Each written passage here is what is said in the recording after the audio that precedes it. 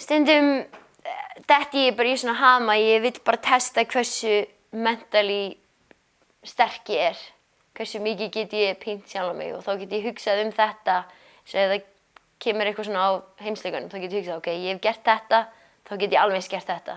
Svona smá, bara til að plata hausinn. Ég ákvað bara eitt kvöldi að ég var að fara í útskrift hjá bestu vinkonu minni og vissi að ég væri að fara að sukka smá, borða nammi og svona, þannig ég ákvað að brenna svolítið fyrir það og ákvað bara að taka 1000 burpees. Kveikti bara á heimsleikunum og hlusta á heimsleikana 2015 og gerði þessi burpees. Hvað, varstu uppi í sal eða? Já, ég fór eftir lokun og þannig ég gat haft bara kveikt á tölvuskjánum sem uppi í CrossFiti og kveikti bara hátulum í botn og hlustaði á Murph sem var eiginlega lengsta CrossFit-æfingin. Hvað varstu lengi að þessu? Ég held ég að vera í klukkutíma og 7 mínútur eða eitthvað. Klukkutíma og 7 mínútur já, að gera? Ég man ekki hvað ég var, já. Ég var að reyna að gera alltaf 13 á hverju mínúti og svo breyttist það aðeins. Varstu bara ein? Andri byrjaði að taka með mér en svo hætti hann eftir 20 burpees en hann var þarna til staðar fyrir mig. Hvernig líður þér eftir svona? Þú veist, þetta náttúrulega bara svona að þú ert að sigra þannig sjálfa þig einhvern veginn. Já, það nákvæmlega það. Og þú veist að þú getur tekið 1000 burpees og á ákveðin löngum tíma. Þetta eiginlega bara svona, já ok, ég náði að sigra neikvæðu röddina í hausnum mínum. Auðvitað koma stundum þessar raddir bara, þú ert alveg af hverju ert að taka 1000 burpees, taktu bara 500 eða eitthvað, þú veist. Það svona að ná að sigra hausinn rosalega mikilvægt í CrossFit. Hætta að hlusta á þessa neikvæðu rödd. Nú svona búið að búa til og það náttúrulega rivalry, einvígi á milli ykkar, Katrín og Tönju. Hvernig finnst þér það? Finnst þér að vera búið til of mikið úr því eða? Nei, mér finnst bara gaman.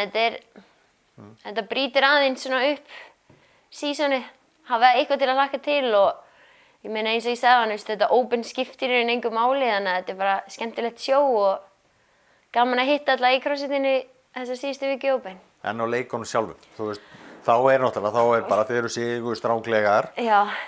Hvernig finnur þú fyrir því, þú veist? Já, maður finnur alveg vel fyrir því en það er bara best að hugsa ekkert það. Hvernig horfur til dæmis á hana? Er hún vinkona þín, er hún keppinautur? Hún er keppinautur en við erum alveg vinkonur líka.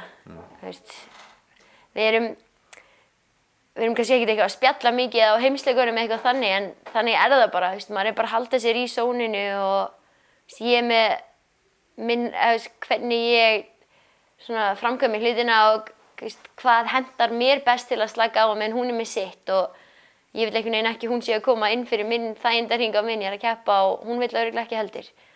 En við erum ekkert óvinkonur eða neitt þannig. Telur þú að sé í þessu sporti, á toppnum jafnvel, sé ykkur að nota lyf? Ég myndi segja að það væri frekar karlamegin heldur en kvennamegin, en ég get alveg viðurkennt að áður en að ég náði að koma svona langt þá hugsaði ég alltaf að allar þessar stelpur eru pottið á styrum og hún er ekki þessum þyngdum nema á sérsta styrum. Og svo allt í einu byrja ég að ná þessu þyngdum og þá er ég eiginlega búin að sanna fyrir sjálfum mér og þú þarft ekki styra til þess að koma svona langt. Og mér finnst eiginlega líka bara svona ef þú notar stera í þessu sporti, ertu þá ekki að velja þér auðveldi leiðina og það sem CrossFit leggur mikla áherslu á að testa andlegu leiðina og þú getur í raun aldrei valið auðveldi leiðina á heimsleikunum.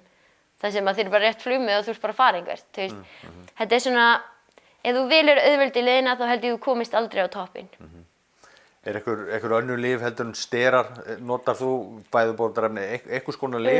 Ég er rosalega náttúruleg manneskja.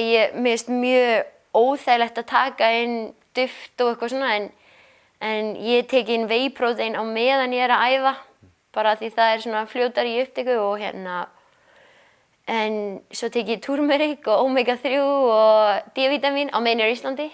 En ég fer að hætta því núna. Þetta er bara mjög lítið með... Já, og svo tek ég amino energy bara til þess að fá smá koffín. Því ég drekk ekki kaffi.